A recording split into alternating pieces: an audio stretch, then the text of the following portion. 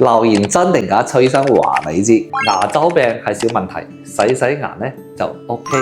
呢個問題咧，其實咧就好多人咧認為通過洗牙可以解決到牙周病。其實咧，我哋可能就對牙周病嘅概念有啲唔係模糊不清。其實真正係牙周病咧，我哋係有相應嘅可科學嘅一個判斷到呢個牙齒究竟有冇牙周病。咁當呢個牙齒你俾揾醫生睇，同你判斷到係牙周病嘅時候咧，咁你就一定要通過科學嘅治療，唔係通過洗牙可以解決到嘅。洗牙咧點解咧？洗牙同牙周治療佢係最大嘅區別係乜嘢？洗牙即係洗牙齒表面嘅污糟。